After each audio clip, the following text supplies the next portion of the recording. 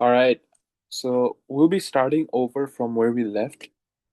So we went over the nodes for the RLC circuits, and then uh we went over the nodes for the AC analysis, and then we went over the first order transient circuits and the second order transient circuits.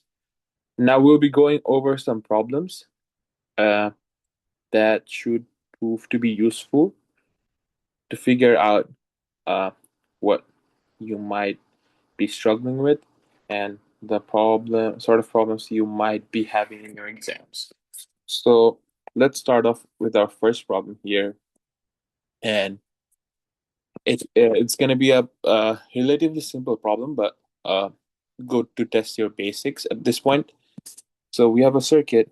I'll be drawing it here. Uh, so you have a voltage source Vs, and it has a magnitude of 24 and a phase of 0. It's connected to a resistor R1, which is of 2 ohms. Then it's connected to a capacitor, and the impedance for that capacitor is negative J1 ohms. Notice that this is not given in capacitance, rather it's given in impedance, so it makes our life easier. Suppose it was um, given in capacitance, we would just put the capacitance in the form and then use the impedance formula to find out the corresponding impedance from that capacitance. Now it's connected to an inductor, and this inductor has a impedance of J2 ohms. Notice that whenever you're finding the impedance, it's mostly the case that it will have a negative J for the capacitance and the positive J for the impedance because of how the formula is set. Now this thing is connected to another resistor of 2 ohms. And now here we're asked to find out VO. All right. So for these sort of problems, if you have done the DC analysis properly, you would know that we would be using KCL. And one thing I find really useful is that marking down the nodes. So for example, for this, we have this node here, and let's name it uh, just node one. And then we have another node here, which is, let's name it node two. We have another node here. Um, let's so this is a supply, so we'll just say it like supply node, so an S. And now for KCL, we know that uh, when a current comes out of a junction, all of it will be equal to 0. So we have 3 current coming out of this junction point. So what we can write is we find out the current, right? So let's name it I1. So that's for node 1, right? The yellow one. So I1 plus I2 plus I3 is equals to 0. Suppose this is I1, uh, I2, I3. Hope this makes sense. So moving on, we have, so I1 is basically just V over R, from V is equals to IR, right? I is equals to V over R. So the voltage difference here would be um, um, the voltage here we would note down is the node 1 as V1 and the node 2 as V2. Um, or let's make it just V zero because we're finding out this voltage, right? The V zero. So let's note it down as V zero. And we are considering this to be the ground, the virtual ground. So this is at 0 volts. So for I1, it would be the voltage difference between uh, V1 and the supply node, which is V1 minus Vs. That's the difference over the resistance it's going over, which is R. Let's just write it in terms of letters right now, or, or let's just put it as the value impedance. All right. So then it's I2, which is the difference between the uh, first node minus the ground node. So it's basically just Vi minus 0, because this is the ground node, over the impedance, which is J, negative J1 uh, ohms, plus I3, which is going out on this side, is basically V1 minus V0 over the impedance caused by the inductor, which is V1 minus V naught over the impedance J2 equals to 0. Nice. So we have one equation, but see that we have two variables here. We know Vs is 24 phase of 0, but we don't know this V1 and this V naught, right? So we need two equations for that. So we need another KCL equation to find that out. So for this one, it's V1 minus Vs over 2. I'm just trying to simplify it down, just removing this 0. So V1 over negative J1 ohms plus V1 minus V naught J2. Okay, nice. So that's one equation we have. Let's move on to the second equation, which would be just the equation in terms of this B naught. That makes sense. This one right here. And suppose I'm just gonna try to erase these stuff so that it's easier for you to understand. There's I1, I2, I so there's no current going on this side.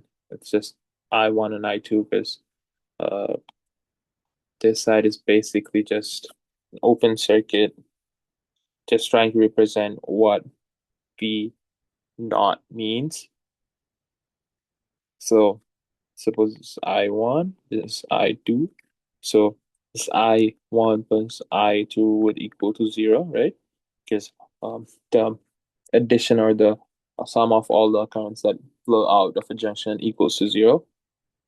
So I1 would be VO minus the ground node, because VO minus the ground node over the resistance to, plus I2 would be VO here, and then V1 here, minus V1 over the J2 impedance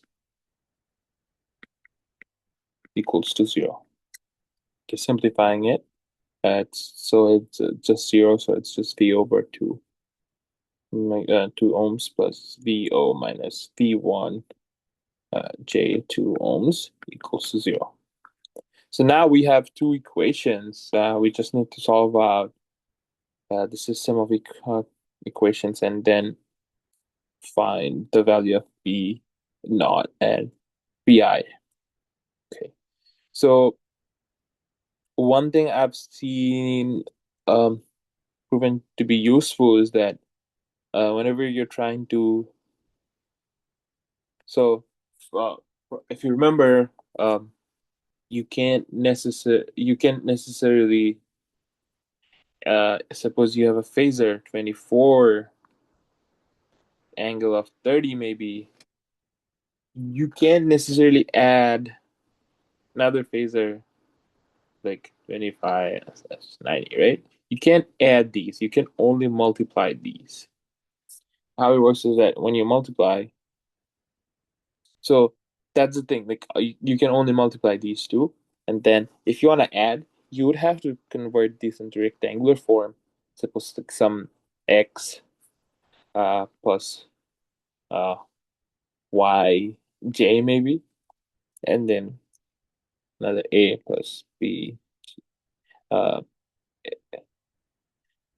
a plus like um dj, and then you can add it.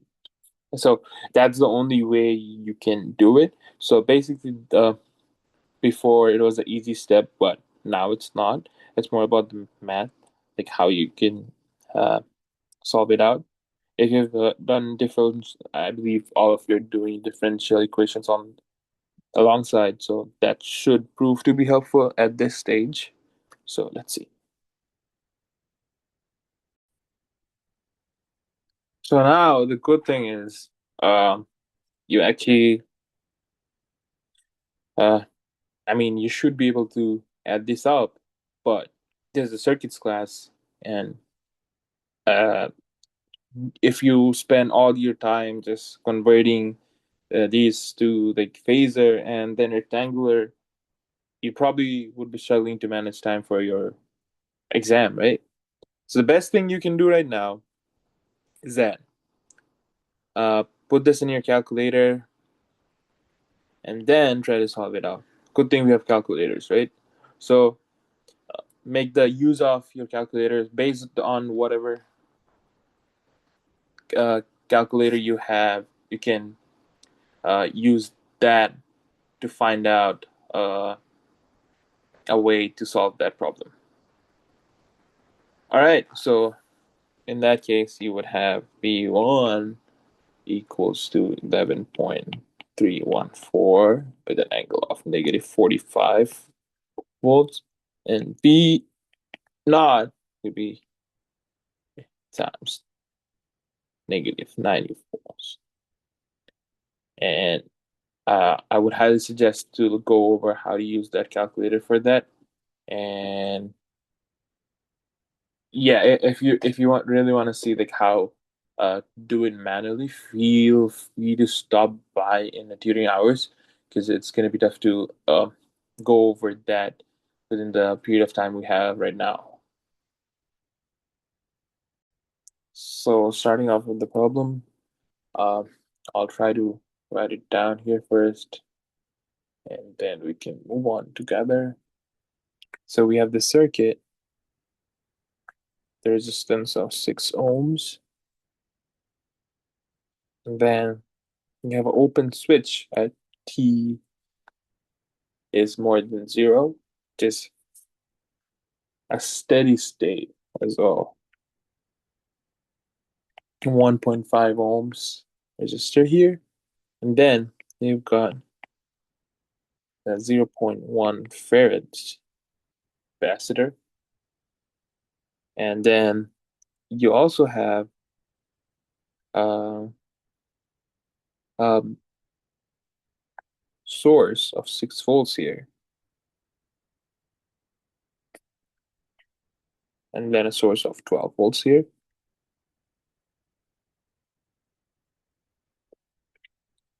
Then this is the IT that's flowing through there. You've got an inductor of 1.25 Henry. Now you have this, right? So one thing to point out right now, when you have uh, this open switch, you have an open circuit here, this whole thing. So you can actually disregard this because whenever there's an open switch, no current will flow through this channel, this branch, right? Because, for example, current is flowing this way. It comes here, then it has to decide where does it want to go to. When it tries to go this way, it leads nowhere, right? It's just an open circuit. So it will essentially just take this way. So we can disregard this whole middle part. for when t is equals to greater than 0. And now, first step from the notes that we had is that we need to find the differential equation that solves the circuit, right? So what can we do here? So we can see that at t is greater than 0, it's basically just a series circuit, right? So what we're going to do is we can just do the KVL around the loop. And why is that? It's because we have one voltage source and voltage passes through here. There's a voltage difference here because it's going through this 6 ohm resistor. Then it's going to go through another resistor. There's going to be a voltage drop, and then it will go through this capacitor and eventually through this inductor.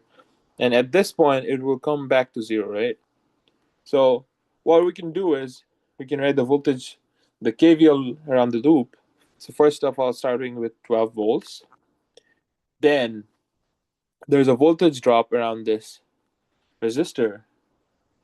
We can write it as maybe this voltage drop on resistor 1, and then voltage drop on this resistor 2.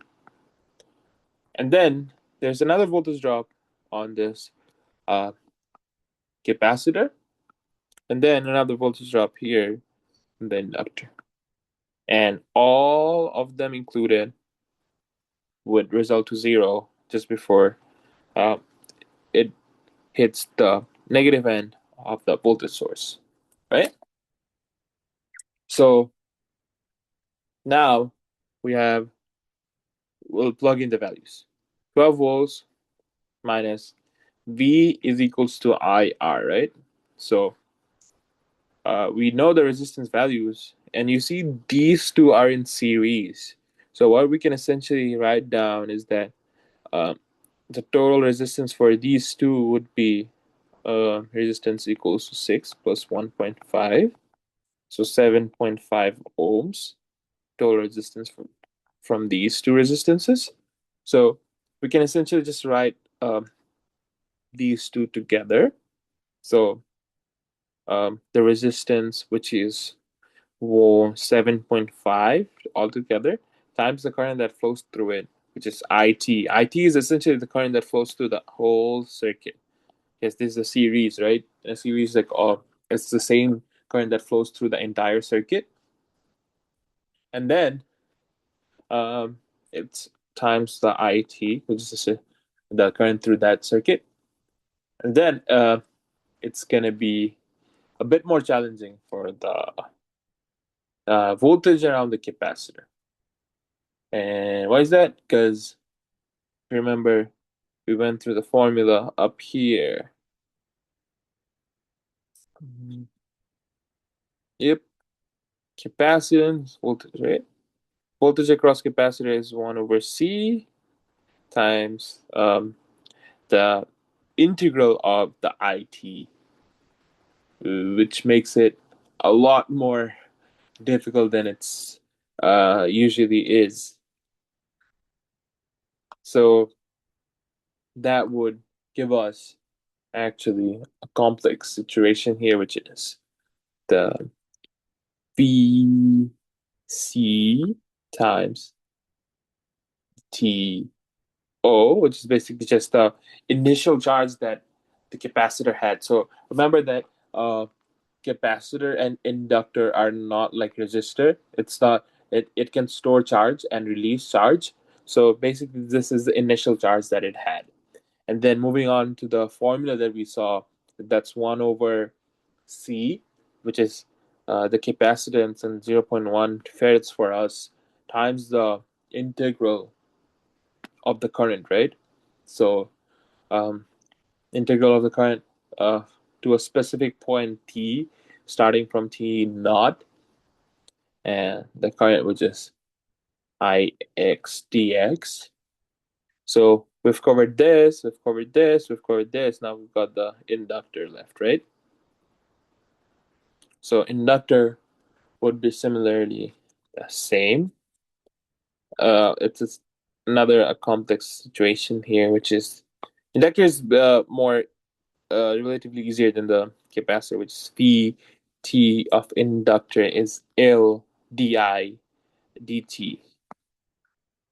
So just reflecting it here, which would be 1.25 Henry, which is the inductance, times the di dt equals to 0, right?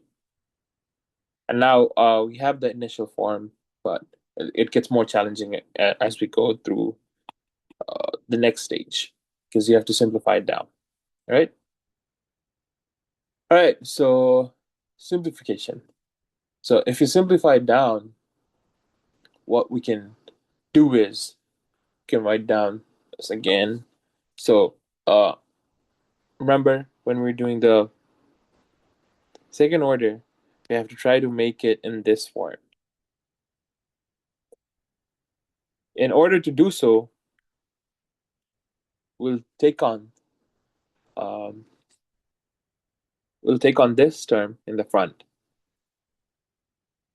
Make sense?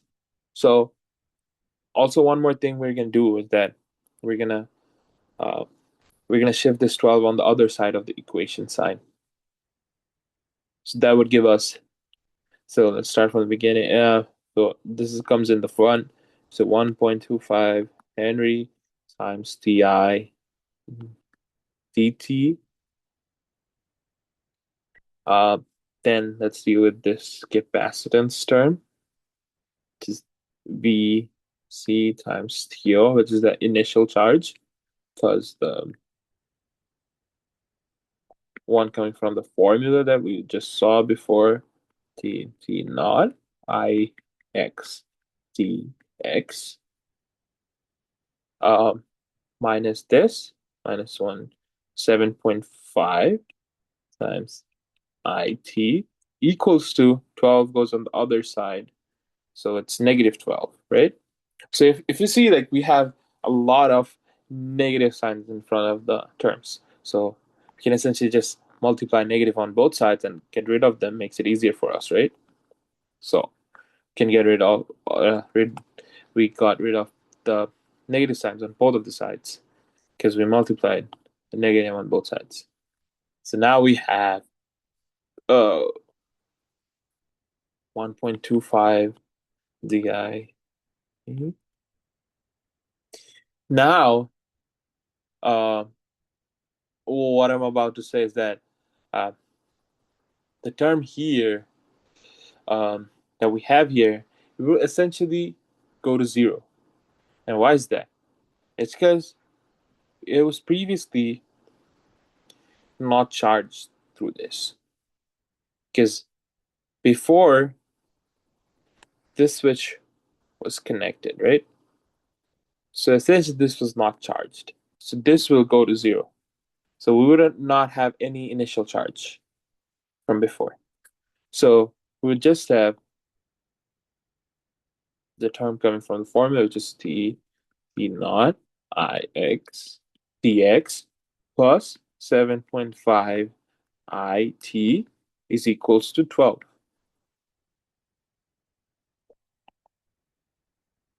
Okay, so now we have an integral here. What we can do is we can take we can take a derivative for the whole thing right now. So taking the derivative of this term would make it a double derivative, which would lead to d square I of t and dt squared. And if you remember from Calc 2, I believe, uh, uh, taking the derivative of a integral, uh, this leads to just a magnitude, right? Because these are opposite operations. So if we do opposite operations, it just cancels out, right? So it's like +1, then you do -1. So it's just uh, just providing 0, right? So it's opposite operation. So if you do the differential on this one, it will lead to 0 point, just the magnitude in front. and then just uh just this term here, which would now turn to in terms of t, because we had in terms of t as the limits, right? Okay, so you have that. My bad. So we took the differential, so it's all just canceled out. It just is it. Oh, I hope it makes sense because the derivative and integral are opposite operations, so they cancel out. Plus the 7.5, and you take the differential of this, which would be 7.5 di dt is equals to 0 on this side. Because if you take the differential of a constant, it's a 0, right? It doesn't.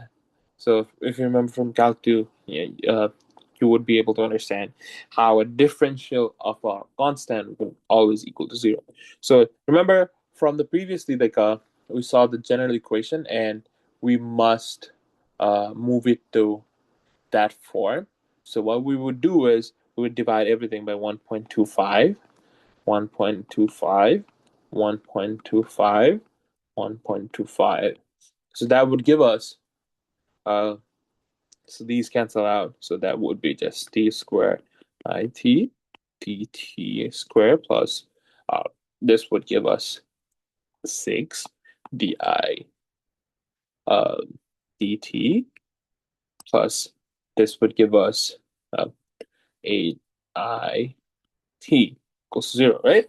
So see like how if we had this, you wouldn't know how we come from this circuit to this, right?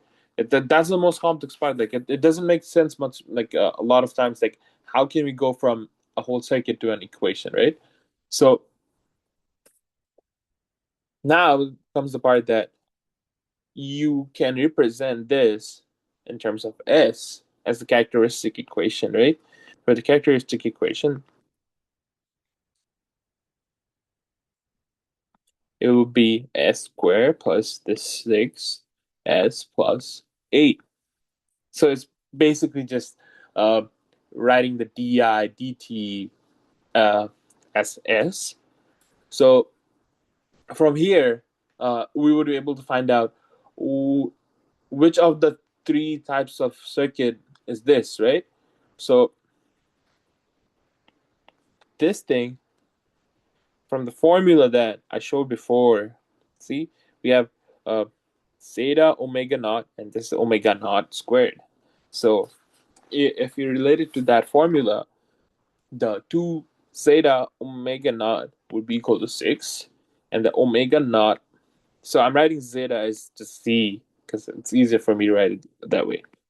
So omega naught would be 2 root 2, just taking the square root on both sides. So if you put it here, 2 root 2 is equal to 6, gives out z to be 6. 4 times 2 times 2 is 4 root 2 gives out 1.06. And now let's see how we can relate. So z is 1.06, right? So it says uh, z greater than 1 is equals to overdamp. So we know that the system that we are solving is overdamped from here. So we can write it down as overdamped.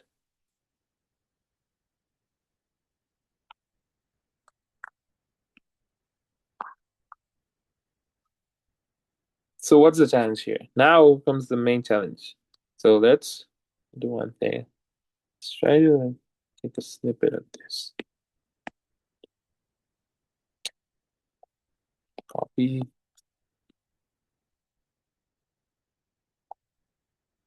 Okay. So for overdamp, you would need to find out the S1 and S2 from the notes, right? And also try to keep these in your cheat sheet so that you know how to actually go on through these problems. So S1 would be negative zeta omega naught plus omega naught zeta squared minus 1. And the zeta is 1.06, so omega naught is 202. If you put it in the calculator, you would get -2 for S1. For S2, you would get a similar formula, just it's a negative instead of the positive here, right? So omega naught z squared minus 1, which, and if you put it in the calculator, it would give out the answer as -4. All right. So now uh, we're onto something right now. Like we have something we can actually like uh, like see that we're gonna have the final answer coming soon, right? Because we have something to actually work on. So solution for this sort of uh, circuit, which is overdamped circuit, is actually uh, XC it says, right? So X is just basically the voltage or current, whichever we're actually looking for. And for this case, if you remember, we were looking for this IT, right, which is the current. So X would be just the I for us in this case. So writing down the same thing using this formula, IT is equals to K. K we don't know yet. K1 uh, e to the power s1, we got -2 plus k2 e to the power s2, which is -4t. Now we have something to work on. So this is for, remember, it was for t is equals to greater than 0. Remember? We had, now, moving on. Now we have to find out uh, the steady state conditions, right? To find out how we see how this react, and we find out the solutions for the k. So to find the k, we need a steady state of infinity. And these are, by the way, given in your lecture notes or wherever, right? But make sure you note it down in your formula sheet. Otherwise, you wouldn't be able to know, right? All right. So from there, uh, you want to have the steady state at infinity, time equals to infinity, right? So what happens is that we already know. Let me just now I'll just draw it again. The same circuit. So resistor switch is open. Negative power source. You got a capacitor. Forgot about the resistor here. Another power source, 12 volts. Now the IT. Same circuit, right? So what happens is when time goes to infinity, is that capacitor, if you remember how it's made, right? It's like it's just uh it's just two plates and nothing in between, right? So what happens is that uh at time goes to infinity, it discharges all of the voltage that it previously had, and now it doesn't have anything in between, right? So it's discharged. It's basically acting as an open circuit at this point. And why is that? Because discharge all of the charge it had, right? And it's basically how, if you see the structure of it, it's like it's now an open circuit. So basically, the current cannot flow anywhere right now. Here it comes, it sees that it's an open circuit. Goes here, it says an open circuit. So there's no current flow at this point. Make sense? So at I infinity, I at the time infinity is equals to 0. So K would be the same, right? Equals to 0, if it makes sense. Nice. So there we have one one of the terms we need from K.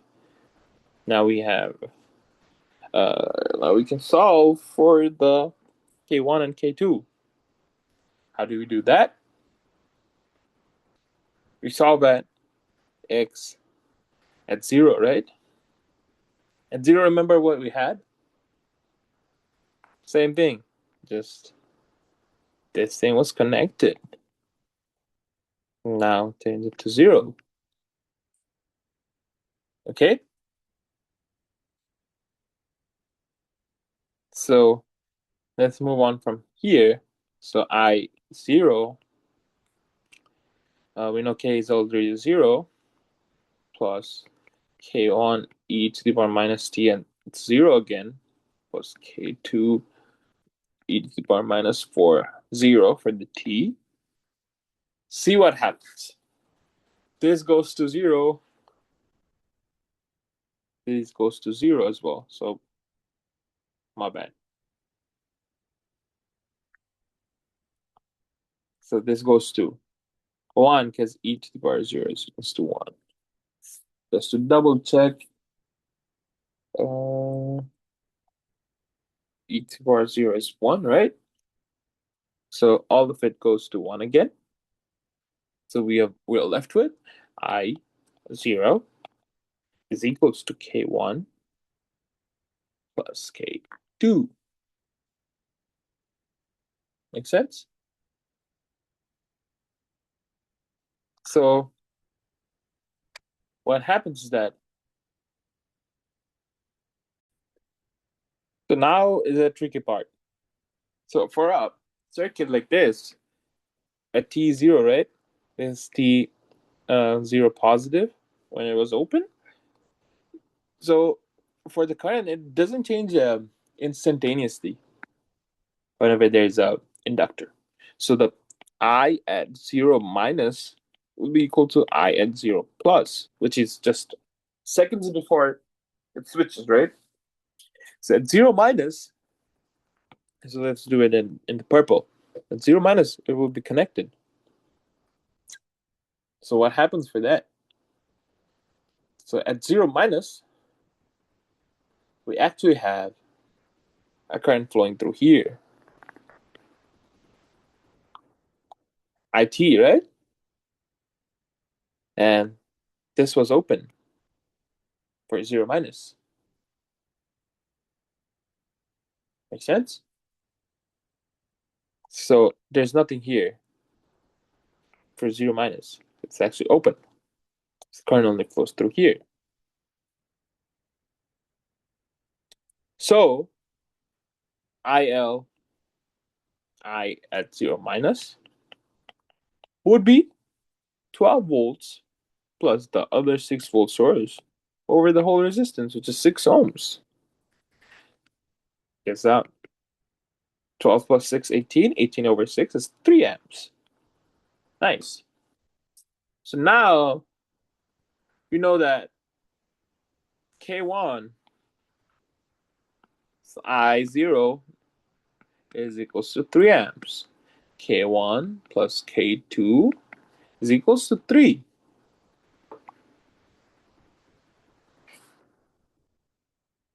I hope it makes sense. So now there's an interesting part. So we know that K1 plus K2 is equals to 3, but we need another equation, right? So we're going to do some intuition here. So we know that I naught I times 0 is K1 e to the power negative 2t plus K2 e to the power negative 4t. If you take the differential, right?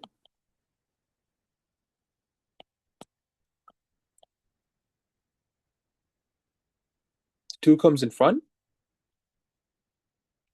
2 comes in front. 1 comes in front. Just negative 2 K1 and 4 K2. Right. So now, if you can find out the steady state at this, we have another equation for K1 and K2. What can we do about that? Remember what we had before, right? The equation that we did. The 12 volts right here.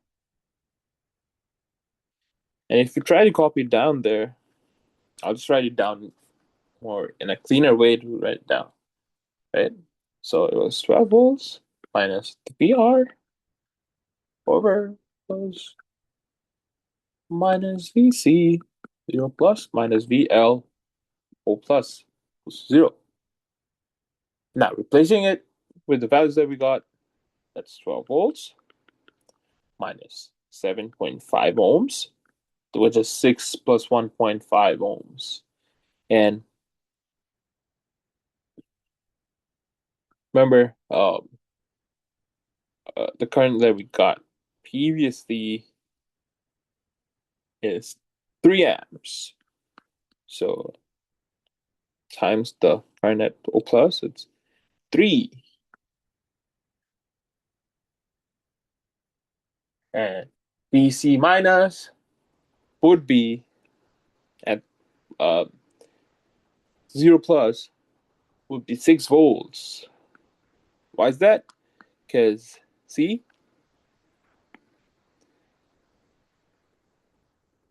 it's only connected to the 6 volts. Now, we have, my bad, this is going to be VL minus 1.25 uh, d I 0 over dt is equals to, okay. So now we can make this the subject so that we can find out the values here so that we can replace it here. All right. So if we take uh, this on the other side and make it the subject, di 0 over dt, if we do the calculation, it'll be 22.5 plus 6 over 1.25 equals to negative 3.6, which gives out, so that's negative 3.6. We can replace it here, negative 3.6. So that would be, we can replace all the negative because we can multiply on both sides with negative. So 3.6 equals 2k1 plus 4k2. That's the second equation that we have. And if we equate these two equations, it gives out